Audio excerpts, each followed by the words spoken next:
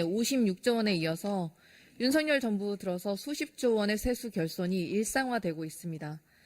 재정의 기본 방향은 국회에서 심의 확정한 세출 예산 집행, 민생 경기에 미치는 영향 최소화라고 말씀을 하시는데 실상은 소 잃고 외양간 고치는 것도 아니고 소도 잃고 외양간도 안 고치고 정부가 아예 손을 놓아버린 것 같냐라는 지적이 끊이지 않습니다.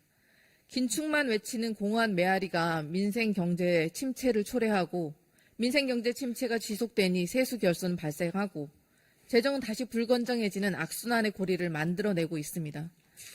국민께서 윤석열 정부의 민생 경제 정책 어떻게 바라보고 계신다고 생각하십니까?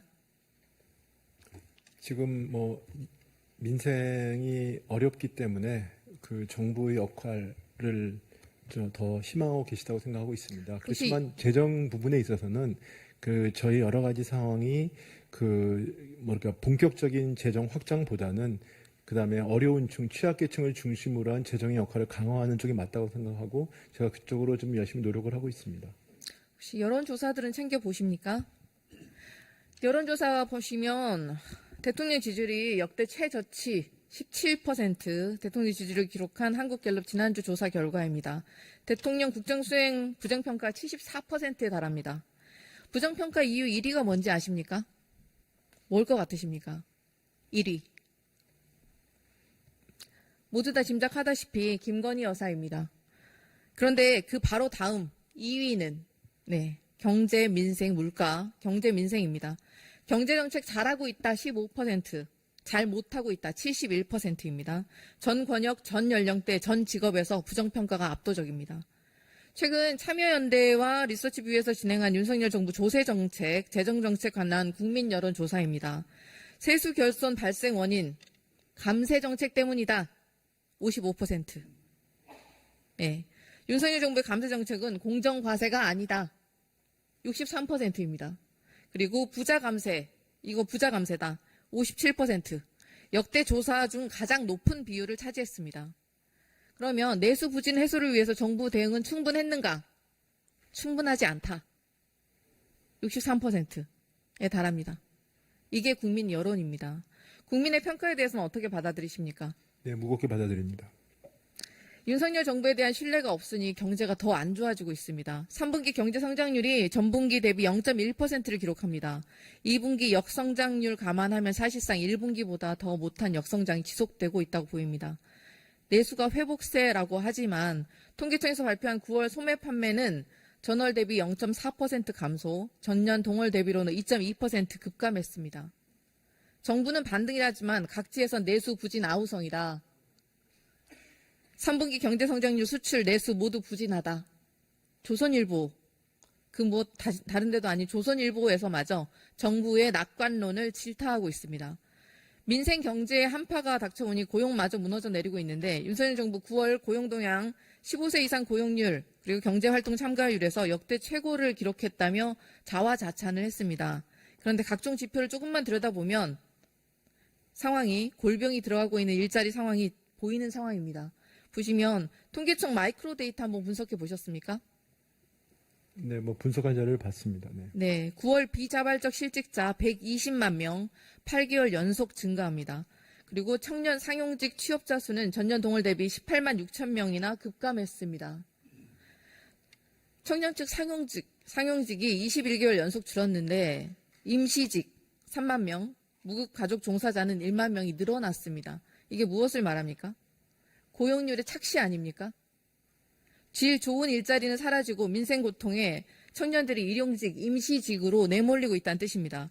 윤석열 정부, 문재인 정부를 비난하면서 질 안 좋다고 외치더니 본인들의 일자리 상황이 이렇게 지표로 드러나니까 고용률 역대 최고치라면서 자화자찬해서야 되겠습니까?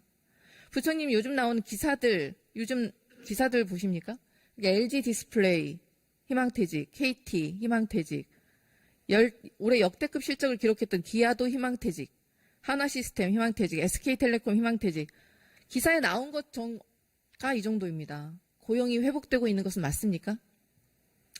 고용률이 양호한 거는 사실이고요. 다만 제가 정부가 좋은 지표도 얘기하고 그렇지 않은 부분 같이 얘기하고 있습니다. 그렇기 때문에 지금 그 내용 면에서 여러 가지 지적하신 것들, 그다음에 또 그런 것들 물론 구조적인 변화도 있지만 특히 뭐 청년층에 대한 얘기들, 그다음 청년층의 취업심이 늘었다는 얘기들 그런 부분에 저희가 무겁게 받아들이고 거기에 관련된 정책들을 저희가 나름대로는 여러 가지 마련을 하고 또 그거에 대해 박차를 가하려 노력하고 있습니다. 네. 네, 감사합니다. 경기에 활력을 불어넣어야 할 가장 중요한 또 모세혈관 중 하나가 골목 경제입니다. 자영업자들이 빚을 못 낸 액수인 신용보증재단 사고액이 9월 누적 기준 2조에 육박합니다. 재작년 대비 1조 4천억 원 급증하죠. 사실상 역대 최대 규모입니다. 도소매업의 사고액만 5,700억, 재작년 대비 3.3배 수준 급증했고 음식 숙박업의 경우에 사고액이 6천억이 넘어가서 재작년 대비 4배 수준으로 급증을 합니다. 빚조차 갚지 못해서 처참하게 무너져 내리는 골목 경제 상황 보이십니까? 이게 내수가 회복되고 있는 게 맞습니까?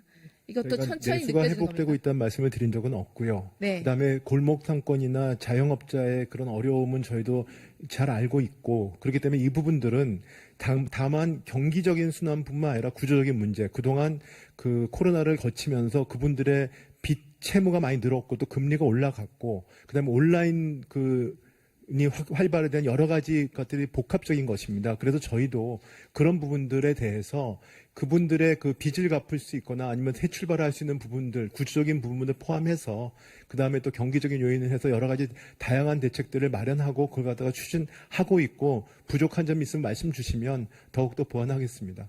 네, 감사합니다. 게다가 이제 수출 경기는 좋아지고 있다고 발표하셨는데 제조업마저 사고액이 재작년 대비 2.7배 늘었습니다. 현장에서는 코로나 때보다 더 힘들다는 곡소리가 나오고 있습니다. 그러니 더 열심히 분발하셔야 될 것 같고요. 향후 경제 상황도 녹록치는 않아 보입니다. 기업 경기 실사지수, 소비자 동향지수를 합성한 10월 경제 심리지수는 92.5로 전월에 비해서 1.2포인트 하락합니다. 10월 발표된 한국갤럽 여론조사 결과에 따르면 향후 1년간 경기가 나빠질 거다라는 응답이 58%, 좋아질 거다라는 응답이 14%, 거의 4배 차이입니다.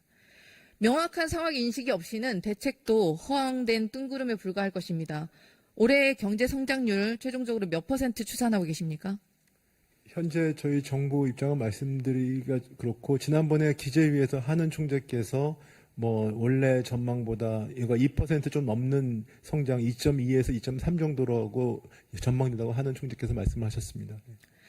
잠재 성장률보다는 나으니까 괜찮다. 뭐 이렇게 보고 계신 건 아니죠?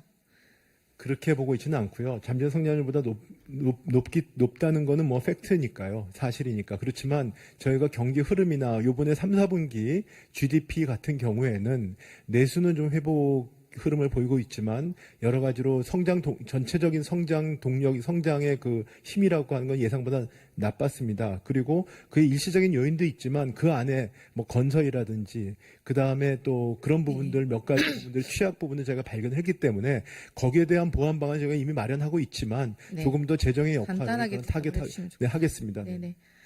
이렇게 위기가 심각하게 현장에서 지금 느껴지고 있기 때문에 특단의 대책에 나서야겠다라는 말이 나오고 있습니다.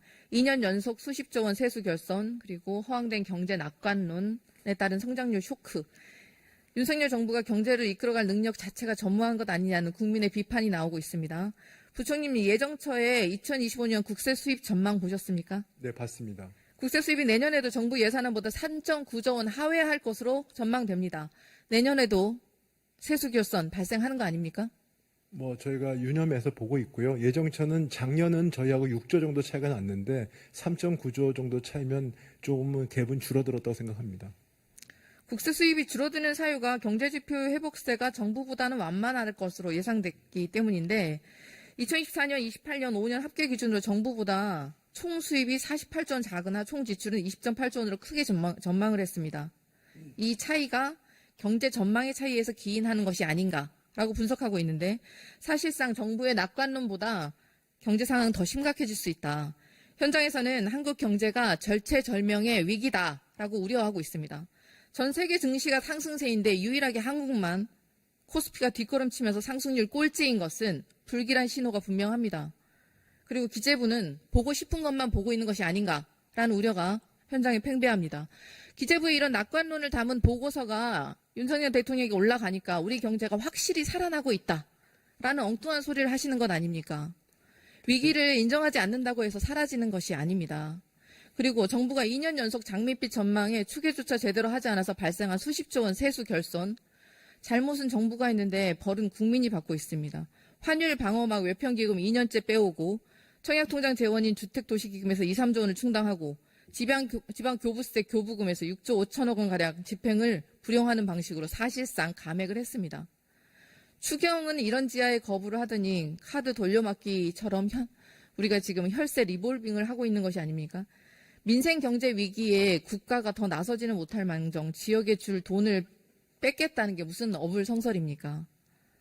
부총님 지난 4월 15일 부총리 주재로 열린 회의 기억하십니까? 1분기 신속 집행 추진 현황 및 향후 계획을 그때 발표하셨었어요. 그때 뭐라고 하셨었냐면 지방재정 95조 8천억 원, 지방교육재정 11조 7천억 원 등을 신속하게 집행해서 경제 온기 확산에 기여했다라고 평가하셨습니다. 선거 전에는 돈을 빨리 쓰라고 내려꽂고 선거 끝나니까 세수 결손 났다고 돈을 뺏어가는 것 아닙니까? 언제는 빨리 쓰라고 하고 언제는 불용이라고 하고 국가 재정이 갈 때보다 가볍습니다. 그리고 교부세 교부금 감액이 올해만 이루어지는 게 아니라는 게 더 큰 문제인데요. 올해 9조 7천억 원이 삭감되어야 하는데 올해는 6조 5천억 원만 삭감을 하고 내후년까지 3조 2천억 원을 추가로 분산 삭감하는데 말이 분산 삭감이지 사실상 정작 9조 7천억 원을 다 뺏어가겠다는 것 아닙니까? 의원님 말씀하신데 제가 그렇긴 하는데 뺏어가는 거는 좀 과한 표현이시고요. 어차피 지방재정에 있어서도 내국세에 따라서 연동되는 것이고 물론 지방재정의 어려움은 저는 안타깝게 생각하고 있습니다만 그런 부분들은 저희가 법에 따라서 지방재정 교부금이 줄어들어 조정을 해야 되는데 그걸로 지자체랑 같이 소통을 해서 최대한 그 부작용이 적은 방향으로 저희가 소통을 하고 있습니다.